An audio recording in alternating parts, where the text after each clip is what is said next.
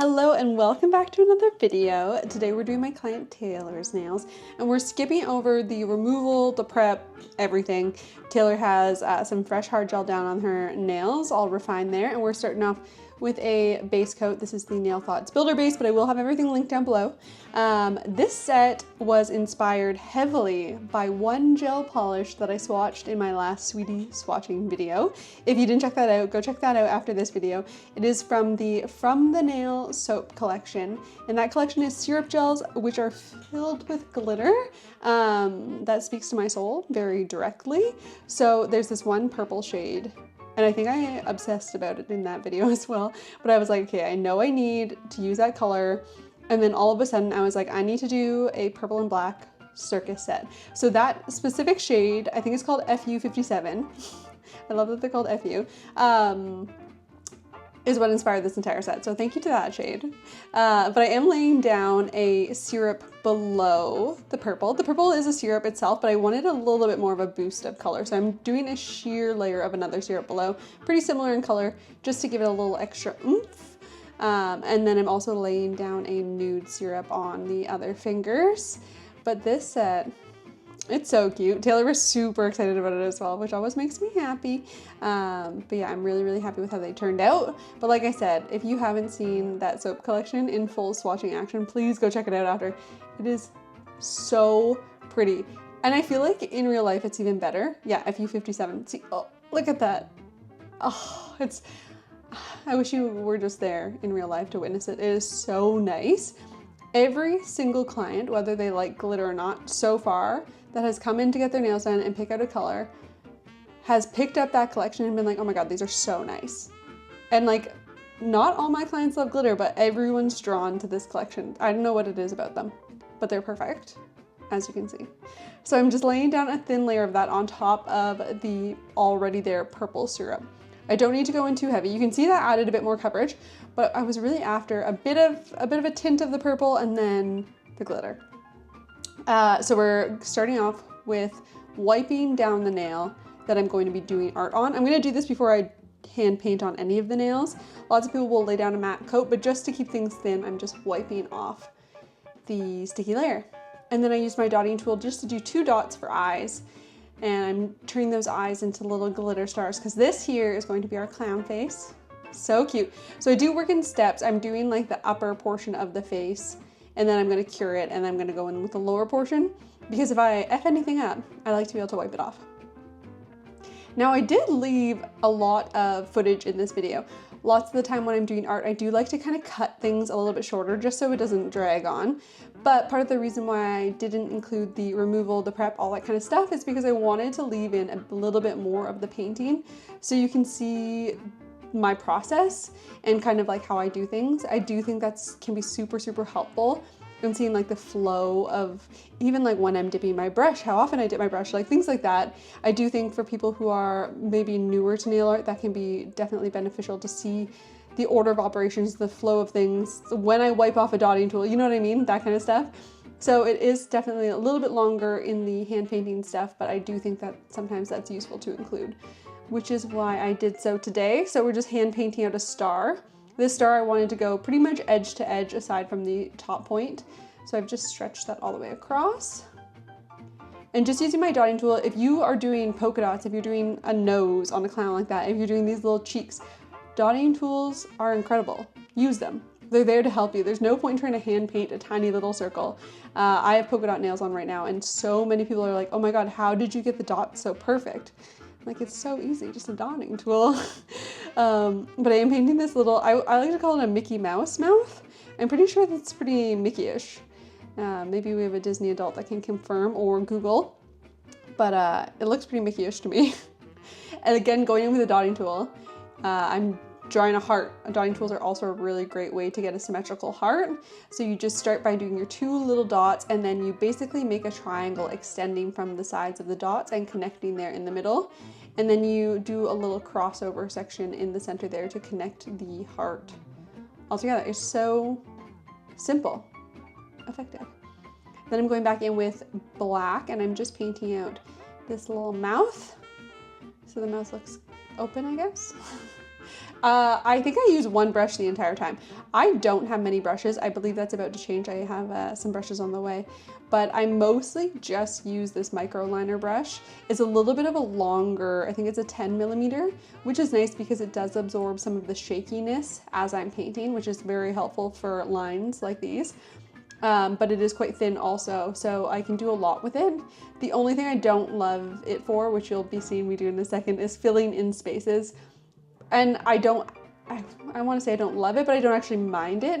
But it's not my favorite because it takes a while, because it's such a fine brush. But you know, I do it anyway. I use it for that regardless. Now doing lines, this one's going to be a diamond shaped. You can see I'm starting my line kind of at the center, and with the curve of the nail, a lot of the time starting not at the edge can be helpful, because then you can kind of adapt the line to suit the curve. And you can see I went back in there and just touched up a line because I felt like it wasn't straight enough.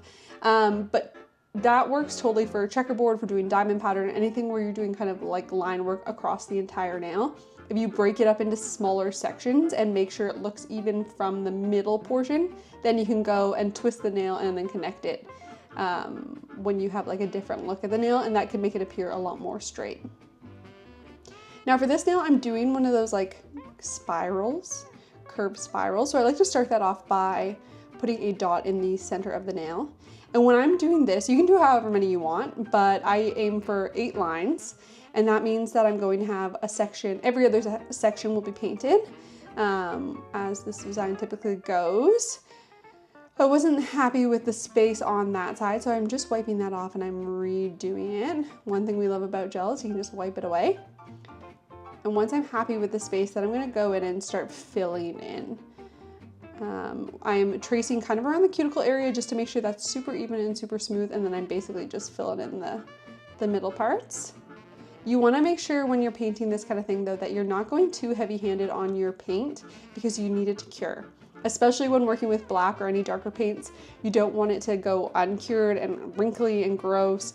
I mean, uncured gel on a client's hand is not good. That can cause allergies, that can cause issues, that can cause, yeah, a bunch of gross stuff, which you do not want in any way. So you want to make sure that you're painting thin enough layers where it is curing all the way through. You can definitely paint multiple layers too. If you find that something only gets full enough coverage after a couple layers, then paint them thinner and then go in and spend the time and do the few layers, because it's a lot better to spend the time than it is to have uncured gel on your nails. This nail's a spiral, obviously. Obviously we had to include a spiral. So I'm just going in and going around and around. Nothing really, when you're painting circular motions, is ever going to be one like brush stroke. I'm constantly flipping my hand over, painting forwards, painting backwards. You kind of have to work with what's the most comfortable and what's going to get the brush to go the most evenly and the most like flat. So I'm twisting my hand and my client's hand around just to make sure I can get the look I'm going for. So satisfying. And then we're using some glitter star stickers. This is one thing I will say. Glitter stars are a you-know-what to paint. They're beautiful and you can do them, absolutely, and you can perfect them, but they do take a lot of time. So if you're looking to get perfect glitter stars, there's nothing wrong with a glitter star sticker. There's nothing wrong with it. And it just makes your life a lot easier, and it's super effective, and they're nice to like layer under things. Like I love putting down glitter stars and then putting charms on top. I love just like having that added detail. So I definitely recommend glitter stars. These ones are just from Temu. I'm pretty sure you can get them anywhere. I have them in tons of different colors and they're amazing. And now time to pearlify this set, because who doesn't love some pearls?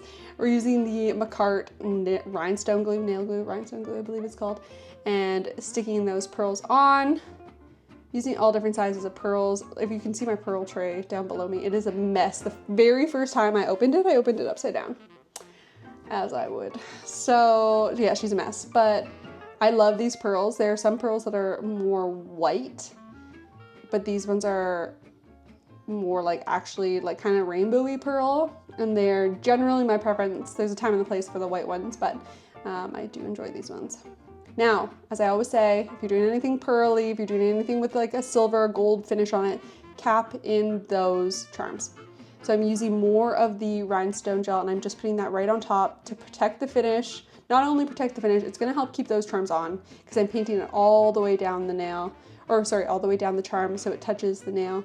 It's gonna fully encase that item. And if you're having issues with charms losing their finish, wearing off, wearing flat, sometimes in the case of pearls, definitely start capping them in because it's gonna make a huge difference when it comes to your charms lasting both on the nails and with their finish.